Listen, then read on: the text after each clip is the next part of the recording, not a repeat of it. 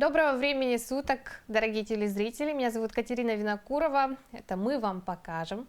Карта желаний — распространенный инструмент в китайской астрологии, который уже очень много лет. Из года в год люди по всему миру концентрируют свои желания именно этим способом. По их мнению, карта желаний способна привлечь богатство, деньги, процветание, здоровье и многие другие блага в жизни. Вот что же из себя представляет карта желаний, как ее правильно составить и для чего она вообще нужна, мы сегодня более подробно будем говорить с Марией Аенитовой, специалистом по фэн-шуй и восточной астрологии. Маша, здравствуй. Здравствуй. Всем привет. С Новым годом. Спасибо. С китайским. Да.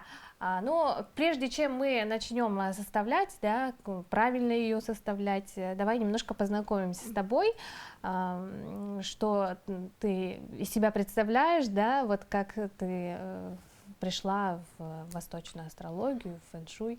Поделись, пожалуйста. Сейчас я занимаюсь личными консультациями по астрологии, помогаю людям найти себя, обрести и познать себя. Также консультирую по обустройству дома, то есть помогаю людям гармонизировать пространство, свой дом, чтобы дом приносил не только уют, но еще и гармонию, счастье, изобилие, процветание. Обожаю то, чем я занимаюсь. Назвать это работой я не могу, но это основной мой род деятельности, которым я посвящаю всю свою жизнь. У меня есть свой блог в Инстаграме, в котором я активно делюсь полезными советами. Мария Аенитова, можете подписаться. Ну и провожу семинары, курсы. И вот как раз-таки недавно я провела свой семинар по карте желаний. Желающих и вправду очень много людей, кто интересуется этой техникой, потому что она очень эффективна и вправду. И уже сколько лет она на самом деле известна и все равно не теряет своей актуальности.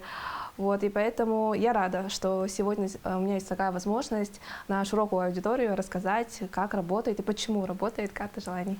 Скажи, вот я знаю, что ты уже много лет достаточно, да, работаешь вот в этой теме, в этой сфере. А как ты познакомилась с этим сама?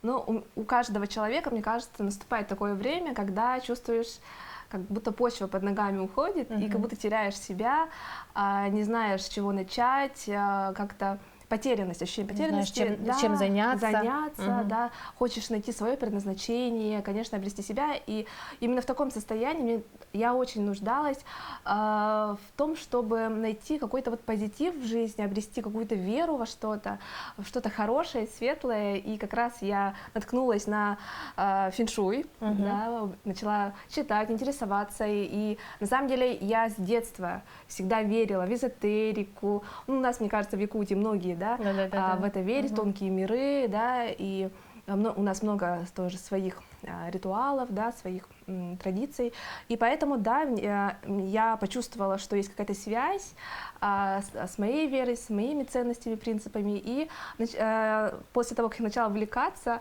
ну так получилось, что оказалось, что это та сфера, которой я могу не только для себя заниматься, но еще быть полезной другим людям. Как здорово, да. Что ж, давай, может быть, начнем, да?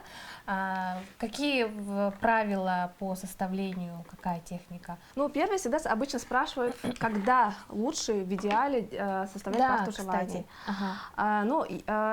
Самое-самое, мне кажется, идеальное время — это Восточный Новый год.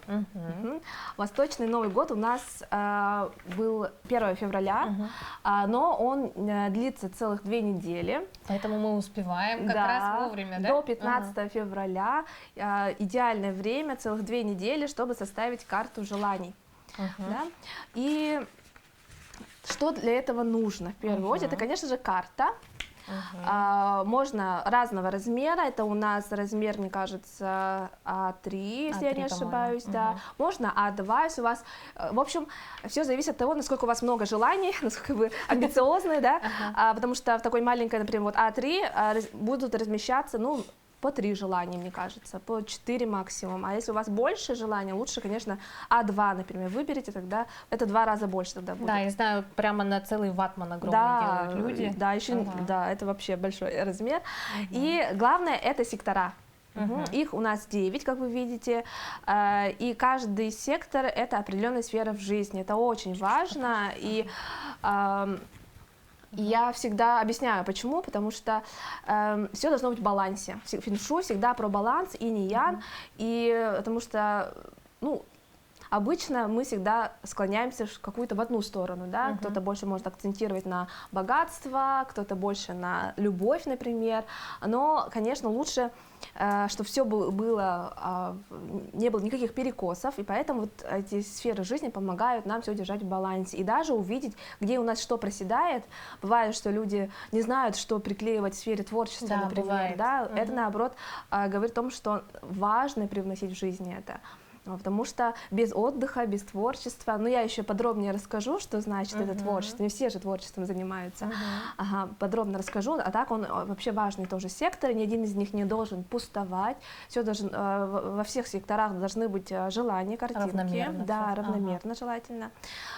И, конечно же, каждая сфера имеет свои цвета, потому что вот это 9 секторов, это не просто так еще, потому что он все по фэн-шуй.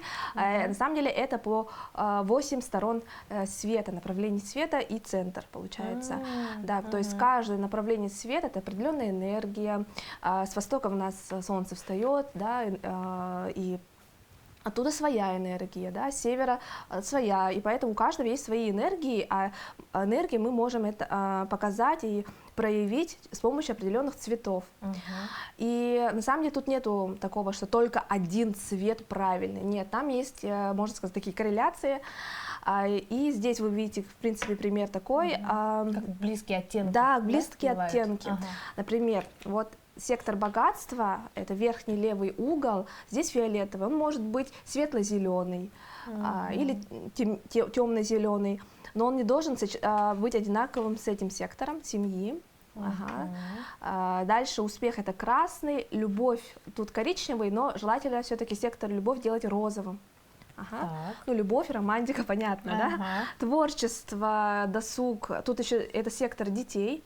Путешествия — это все корректно, да. На самом деле вот здесь они могут меняться местами, цвета, здесь можно серый, здесь можно белый, можно здесь золотой еще. Карьера, он всегда синий, голубой или. Сектор знаний, он может быть и вправду оранжевый, можно коричневый. И семья, сектор — это зеленый всегда. И здоровье, да, получается желтый. Вот мы определились с секторами, сферами жизни, и нужно найти картинки. Да. Картинки могут быть из журналов, да. Какие-то найденные в интернете, распечатанные, да, а что вот лучше? Какие-то реальные фотографии? Бывают еще готовые, да, ну, такие подборки картинок. В принципе, это, конечно, экономит время, это очень удобно, но все-таки не вы подбирали эти картинки, да, получается. Вдруг там нету вашего желания в готовых наборах, поэтому можно, конечно же, и готовые купить, но лучше все равно добавлять свое тоже. И можно и вправду найти в интернете, распечатать или найти в журналах, тоже там вырезать. И так, в принципе, подходит. Главное, вот эти картинки должны вас вдохновлять, да, мотивировать, полностью отражать ваше желание, и в картинках не должно быть каких-то негативных или двусмысленных таких символов, да, двусмысленные, ну, например, бывают такие картинки, как будто кто-то кому-то, например, дает банкноту денег, а вдруг это, наоборот, у вас отнимают деньги, ну, грубо говоря, ну, то есть как-то двусмысленно, непонятно, поэтому желательно, чтобы картинки были более так, чтобы конкретно показывали ваше желание. Чтобы рука и деньги. Например, да, это мои деньги. Вот. Поэтому и надо, когда вы используете изображение людей, ну вот, например, здесь есть изображение, да, людей, лица, неизвестных людей, в принципе, можно, ну, из журналов, да, но все равно присматривайтесь к лицам людей, может быть, там кто-то из них, если это толпа людей, там, да, там, грустный, или там на кого-то кто-то косо смотрит, на самом деле, злой, да? Да, злой, вроде бы это мелочь, на самом деле все, подсознание наше работает, все это считывает, и поэтому это тоже нужно учитывать. И также нельзя картинки, где, например, я выздоровела, ну что-то такое, да, ну с акцентом на негатив, или я закрыла кредит, или закрыл, ну тогда будете постоянно, получается, закрывать кредиты, или ипотеку закрыл, то есть вот такие, это уже больше на негативную установку идет. Поэтому более позитивный, да, у меня есть дом, такой-то, такой-то. Старайтесь искать ровно под свое желание, вы должны четко знать, чего вы хотите. И если затронуть тему, почему именно карта желаний так эффективна, потому что мы Вселенной показываем вот конкретно, что мы хотим. Если без карты желаний у нас в голове очень много мыслей, мы можем там это хотеть, то хотеть, и как-то это может быть абстрактно, да.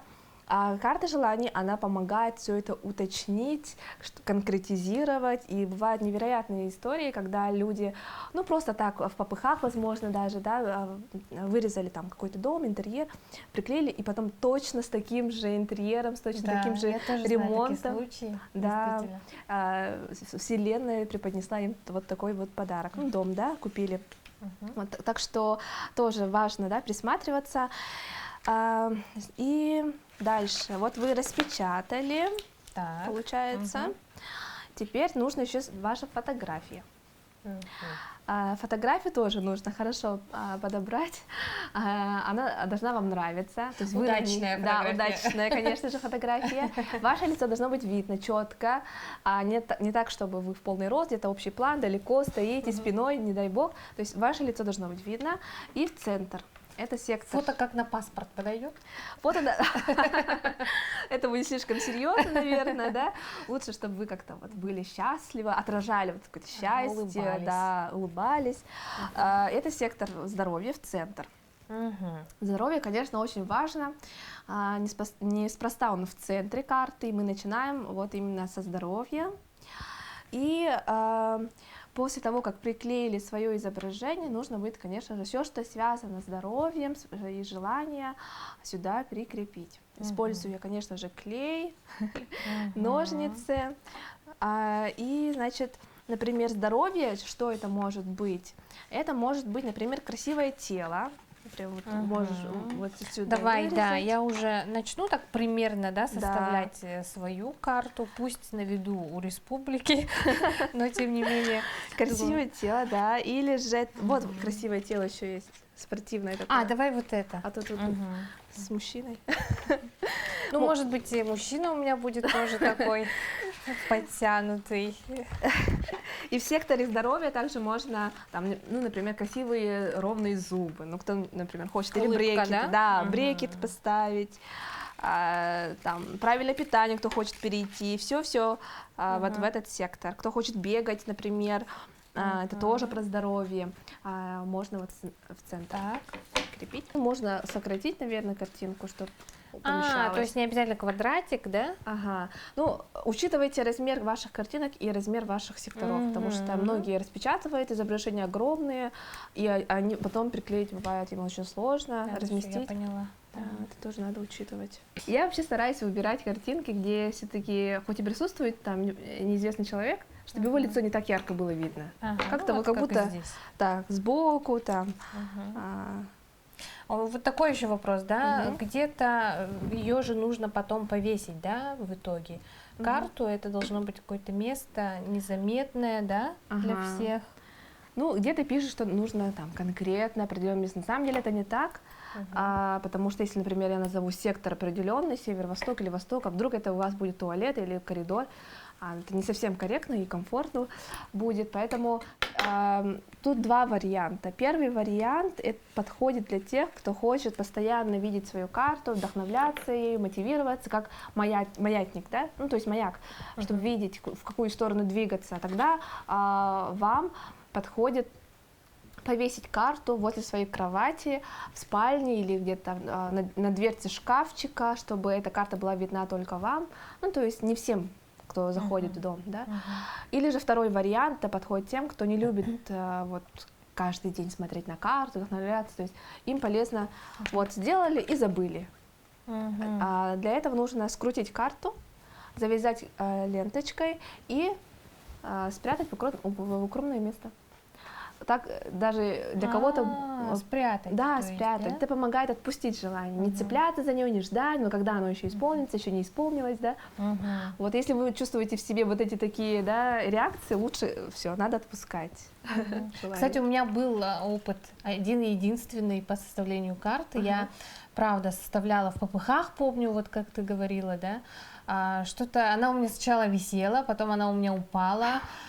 Потом я ее замучилась снова вешать, и я в итоге ее скрутила и куда-то там выбросила. И каково было мое удивление, когда вот спустя, там, я ее нашла случайно, она уже закатилась туда у меня под комод, я, когда убиралась, случайно ее нашла, спустя, ну, где-то год, может, меньше, да, и открыв карту, я про нее уже даже забыла, я удивилась, насколько многие желания, не все, конечно, но многие желания сбылись. И я просто стояла с открытым ртом и очень была удивлена, потому что действительно сработало, да, и мурашки по коже. И я подумала, что действительно такой эффективный способ, если ты действительно веришь, знаешь и как-то себя тоже все равно программируешь, наверное, да. Ага, все сбывается. Это так, мечты имеют привычку сбываться. Теперь можем перейти в сектор, например, семьи. А сюда мы приклеиваем картинки с нашими ожиданиями, связанные с семьей. Какие у тебя, например, желания? Там, большая семья, там, или семья, которая постоянно путешествует, любишь, например. То есть такие желания, ожидания, да, какие? Или хотите, чтобы вы семьей постоянно там активный образ жизни вели, или же сюда еще можно интерьер, дом, в общем, все, что объединяет семью. Ремонт вдруг хотите, или дачу приобрести, это тоже в этот же сектор. Все, что связано с домом. Также домашние животные. А вот красивый дом. Ну, мне нравится больше вот это где-то на островах. Я могу это вырезать, да? Чаще, наверное, все-таки девушки, женщины, да, составляют карты. Было на твоем опыте, когда мужчины делали, парни? Почти каждый год, да? как я провожу семинар, обязательно хотя бы один мужчина присутствует. Да, интересно. Да, ну, конечно, все равно в основном женщины, 90%, но есть и мужчины. А как вот лучше в одиночестве составлять карту или в компании с кем-то? Лучше в компании, потому что вообще коллективный разум, да, вот это все равно усиливает вот это ваше намерение, вы входите в такой единый поток веры в лучшее, веры в саму карту, это дает очень сильную мотивацию идти до конца, все-таки сесть и сделать, потому что бывает, что одному как-то не до этого, нет времени, а когда уже входишь в этот поток с людьми, то, конечно же, это происходит быстрее и эффективнее точно. Поэтому я провожу семинары по карте желаний, объединяю людей, чтобы люди могли вот так. Не всем удается, да, собрать друзей своих тоже, да, все вместе составить карту желаний. Поэтому люди приходят. Вообще мне фэн-шуй чем приглянулся, что там очень много позитива. В жизни и так много негатива, да, согласись. А тут как-то вера в лучшее, все прям и всегда видеть хорошие знаки. Там, где любовь приклеила колечко. Да, конечно, сектор любовь, он связан с романтикой. Жду. Да. Да, отношениями. И даже если вы в отношениях, в браке, это также сектор не должен пустовать.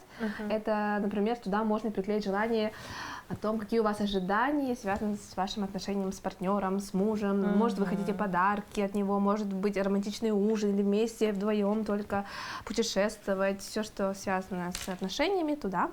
Сектор богатства, понятно, да, это материальные блага. Это у нас фиолетовый сектор, например, машина, стопка денег. Да. И, желательно абстрактные желания, тут они не должны преобладать.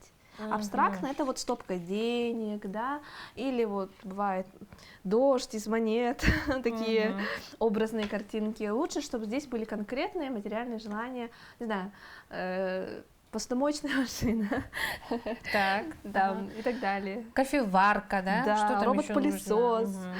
Ага. Посудомойка. Да, да, вот. Ага. Ага. Шуба.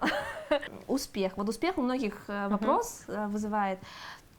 На самом деле это не только про то, что красная дорожка, софиты и стремление быть звездой. На самом деле это про то, что ваша работа, ваши действия, они людьми ценятся. Ну, то есть как достижения. Какие вы ждете достижения от своих действий? Например, кто-то ждет вдруг, да, если я буду там успешным, будут какие-то награды в виде грамот или там медаль, или, не знаю, интервью будут часто у меня брать, допустим. Вот такого рода обязательно должны быть стремления. Это как точка Б, это как конечные, вот, можно сказать, стремления, которые должны вас мотивировать. Да, обязательно. А то у нас любят скромничать. Можно Журналы. приклеить статуэтку «Оскар»? Ну, вот, кстати, нереальные желания лучше не прикреплять. Необоснованные яхты огромные, например, не надо, потому что так, конечно же, работать не будет, и это не про честность с самим собой. Что-то такое приземленное, реальное. Да, да, лучше приземленное, но чуть-чуть смелое желание все равно должно быть. Теперь творчество, вот о чем я хотела сказать, тоже вызывает очень много вопросов. Да. Это сектор творчества детей. Если вы планируете дальше расширять семью, то, конечно, вы прикрепляете туда детей. Так. А своих детей, которые у вас уже есть, вы туда не прикрепляете, это не желание, да. За детей, за их успех, за их оценки тоже ничего за них не решаем. А все желания должны быть именно ваши. И если, что касается творчества, точнее, это на самом деле досуг. То есть мы всегда, обычно, если смотреть наш план или там, да, планы на месяц, это всегда бывает работа, но мы забываем о себе, мы забываем о том, что важно еще и отдыхать, получать удовольствие в целом от жизни, даже если там нет никакой выгоды для нас, да, и поэтому тут про досуг. Как вы хотите провести время, отдыхать, там, пляж, возможно, да, или это может быть вокалом заняться. Вроде там нету никакой там, можно сказать, выгоды, так сказать, то все равно, если ваша душа стремится, почему бы и нет, ну и так далее. То есть это отдых в первую очередь, в том числе и творчество. Путешествия тут, конечно, понятно, тут обычно всегда места не хватает, Да. на желание. И карьера, тут, если это конечный пункт, то это, можно сказать, сектор, как я могу попасть в конечный пункт вот, успешности, через какие действия здесь, через этот сектор. Ну вот разные желания, у кого какие ожидания, цели, стремления, то у кого-то там может быть личный кабинет, сотрудники, делегирование и так далее. Карьера, да? Даже если у вас нету сейчас карьеры, вы сидите по уходу за ребенком, все равно желательно здесь хоть что-то, даже если это какое-то абстрактное для вас, да, желание, приклеить. да, все равно нужно будет. Какие у вас вообще ожидания, если вы будете иметь работу, вот так даже если представить. Так, и сектор знаний у нас, да, тоже очень важная сфера в жизни, о которой многие забывают. Важно учиться, познавать и всегда развиваться. И здесь и про духовный рост, да, личностный рост, это можно и про психологию сюда прикрепить, но еще и, конечно же, какие-то академические знания. Возможно, вы хотите освоить что-то новое для себя, иное, да, тоже важный момент. Вот, и тогда все в балансе, все сферы уже будут учтены в жизни, и, конечно же, постепенно они будут сбываться, реализовываться. Поскольку ты занимаешься восточной астрологией, я не могу не спросить у тебя, сейчас вот Новый год китайский, да, год только начался, каким он ожидается, каким он будет, и многие говорят, что тигр, ну такой, год тигра достаточно успешным будет, хорошим, в принципе. Что скажешь ты? Ну, я скажу честно, вообще тигр своенравное животное, мы знаем, да, то, что он не такое спокойное животное, да, он может показать свой оскал, поэтому год непростой на самом деле. Год нестабильный, чуток будет состояние такое, да, шока у многих в 2022 году, Поэтому самый главный совет — это, конечно же, про здоровье, да, потому что в 2022 году особенно нужно заботиться о здоровье. Тема, вот то, что сейчас, да, с вирусами и так далее, но будет продолжаться точно в 2022 году. Дальше, кроме, конечно, здоровья и вот этих всех рисков, я бы посоветовала еще присмотреться на новые источники дохода, потому что в 2022 году очень хорошая возможность заработать деньги, несмотря на нестабильный год, несмотря на то, что он такой непредсказуемый год. Все равно очень хорошие есть возможности, так что не упускайте их. Спасибо, Маша, тебе и за прогноз, и за то, что помогла нам разобрать, да, технику карту желаний. Надеюсь, что я ее докончу, потом скручу и спрячу, да. Надеюсь, что все желания обязательно сбудутся, все мои хотелки. Да? Да. Ну и зрителям тоже советуем, как сказала Маша, еще есть время до 15 числа. Да, до 15 февраля. 15 февраля сделать карту, самое такое удачное время, китайский Новый год. Спасибо, Маша, я тебе пожелала бы дальнейших успехов и развития, ну и, конечно, здоровья, процветания. Спасибо, что сегодня помогла нам с этой темой, с этой техникой. Спасибо вам за приглашение. На этом мы прощаемся. До новых встреч, дорогие телезрители. Пока.